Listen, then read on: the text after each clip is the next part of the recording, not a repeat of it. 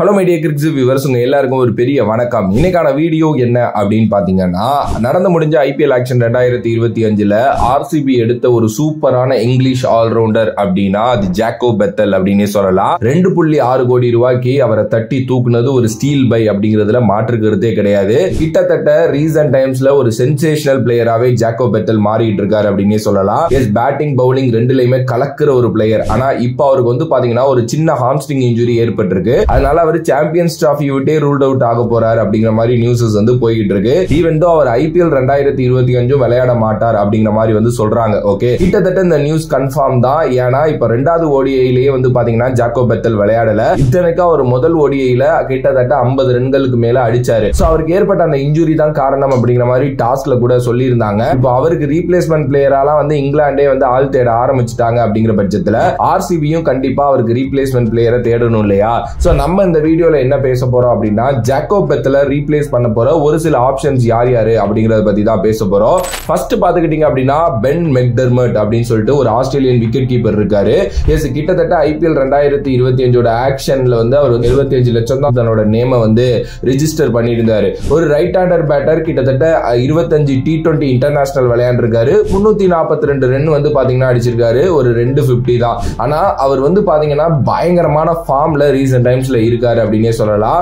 S, அவர் வந்து நிறைய T20 series வந்து பாத்தீங்க அப்படின்னா விளையாண்டிருக்காரு. அதுல எல்லாம் நிறைய ரன்ஸ் வந்து பாத்தீங்கன்னா குமிச்சிருக்காரு. ஸ்ட்ரைக் ரேட் ஓரளவுக்கு டீசெண்டா தான் வச்சிருக்காரு. ஓகே, இப்போ நடந்த அந்த பிக் பேஷ் லீக்ல வந்து ஹாபர்ட் ஹரிகேன்ஸுக்காக வந்து 9 மேட்ச் விளையாண்டாரு. 186 ரன் வந்து பாத்தீங்கன்னா அடிச்சாரு. ஆனா அவர் இறங்கின பொசிஷன் வேற லெவலான பொசிஷன், ஒரு ட்ரிக்கியான பொசிஷன். அங்க இறங்கி ஒரு 150 ஸ்ட்ரைக் ரேட்ல ஆடுறது அப்படிங்கிறது சாதாரண விஷயம் கிடையாது. ஒரு நல்ல விக்கெட் கீப்பர் பேட்டர். மேபி மெக்டர்மெட்டை இவங்க ட்ரை பண்றதுக்கு நிறைய சான்சஸ் இருக்கு. ஏன்னா ஆர்சிபியோட அந்த பேட்டிங் ஆப்ஷன்ஸ்ல இவரை உள்ள பூத்தி வைக்கலாம். ஏன்னா விக்கெட் கீப்பிங் ஆப்ஷனாவும் இவர் இருப்பாரு அப்படிங்கிறதுனால. ரெண்டாவது பாத்துக்கிட்டீங்க அப்படின்னா கூப்பர் கான்லி. இந்த நேம நீங்க நோட் பண்ணிக்கங்க. எஸ், கிட்டத்தட்ட ஆஸ்திரேலியாவோட ஃபியூச்சர் அப்படின்னே சொல்லலாம். 21 வயசு தான் அந்த பையனுக்கு வந்து ஆகுது. ஒரு like to like replacement for Jacob Bethell அப்படின்னு தான் நான் சொன்னேன். ஏன்னா கான்லி வந்து பாத்தீங்க அப்படின்னா ஒரு left handed batter. At the same time வந்து பாத்தீங்க அப்படின்னா அவரால் ஒரு லெஃப்ட் ஆர்ம் ஆர்த்தோடாக்ஸ் ஸ்பின்னும் வந்து பாத்தீங்கன்னா போட முடியும். கிட்டத்தட்ட 27 T20 விளையாண்டுருக்காரு. 577 ரன் வந்து பாத்தீங்க அப்படின்னா அடிச்சிருக்காரு. ஆவரேஜ் ஆல்மோஸ்ட் 40 வச்சிருக்காரு. ஸ்ட்ரைக் ரேட் ஆல்மோஸ்ட் 140 கிட்ட வந்து இருக்கு. எஸ், ரீசெண்டா நடந்த இதுல வந்து பாத்தீங்க அப்படின்னா 12 விக்கெட்ஸ் வந்து எடுத்திருக்காரு ஓவராலா. ஒரு யங் ஆல்ரவுண்டர். ஒரு இம்ப்ரெசிவான 2024-25 பிக் பேஷ் லீக் சீசன் வந்து அவருக்கு அமைஞ்சிச்சு. 351 ரன் 10 கேம்ல அடிச்சிருந்தாரு. ஆவரேஜ் வந்து 50 ஆல்மோஸ்ட். சோ கான்லி வந்து பாத்தீங்க அப்படின்னா கிட்டத்தட்ட 6 விக்கெட் கூட அந்த டோட்டலா எடுத்திருந்தாரு அப்படின்னு நினைக்கிறேன். அவரும் ஐபிஎல் 2025 ஆக்ஷன்ல அன்சோல்ட் ஆனாரு. அவரும் பேஸ் பிரைஸ் 75 லட்சம் தான் கொடுத்திருந்தாரு. சோ மேபி அவரையும் வந்து பாத்தீங்க அப்படின்னா எனக்கு தெரிஞ்சு ட்ரை பண்ணி பார்க்கலாம் ஆர்சிபி.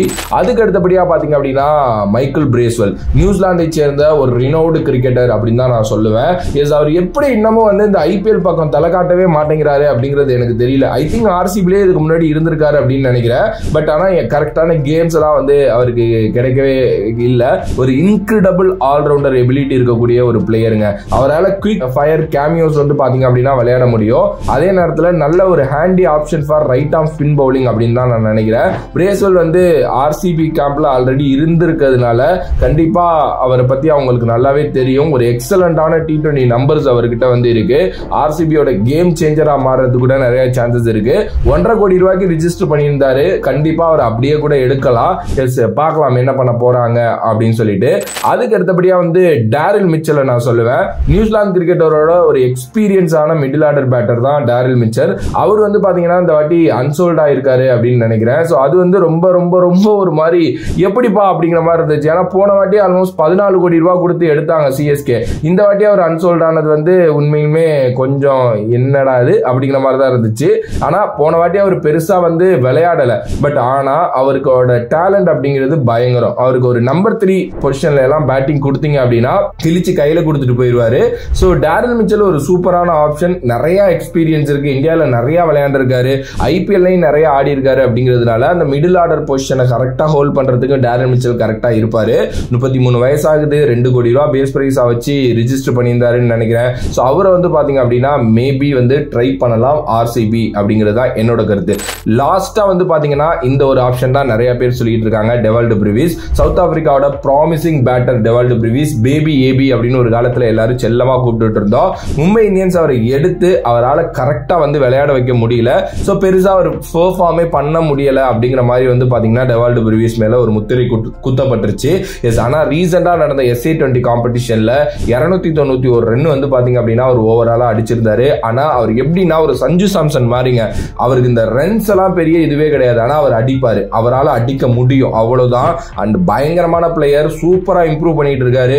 எஸ், ஆப்வியஸ்லி வந்து சவுத் ஆப்பிரிக்கா கூட திருப்பி அவரை உள்ள எடுத்துட்டு வரலாங்கிற மாதிரிலாம் பேசிட்டு இருக்காங்க. பெங்களூர் மாதிரி பிச்சஸ்ல டெவால்ட் பிரிவிஸ் பயங்கரமா நல்லா யூஸ்ஃபுல்லா இருப்பாரு. அண்ட் நம்ம எல்லாருக்குமே தெரியும் டெவால்ட் பிரிவிஸோட ஒரு கோ டு பிளேஸ் அப்படின்னா பெங்களூர் தான். அந்த ABD வில்லியர்ஸோட இடத்தை கரெக்டா ரீப்ளேஸ் பண்ற ஒரு பிளேயர் அப்படிங்கிற மாதிரிலாம் சொல்லிட்டு இருக்கோம். அதே நேரத்தில் நல்ல ஒரு ஸ்பின் ஹிட்டர் அப்படின்னு நான் சொல்லுவேன். ஒரு நல்ல அசெட்டா இருப்பாரு கண்டிப்பா RCBக்கு. IPL ஒரு 10 மேட்ச் விளையாண்டிருக்காரு, 230 ரன் அடிச்சிருக்காரு, ஒரு 135 ஸ்ட்ரைக் ரேட்ல.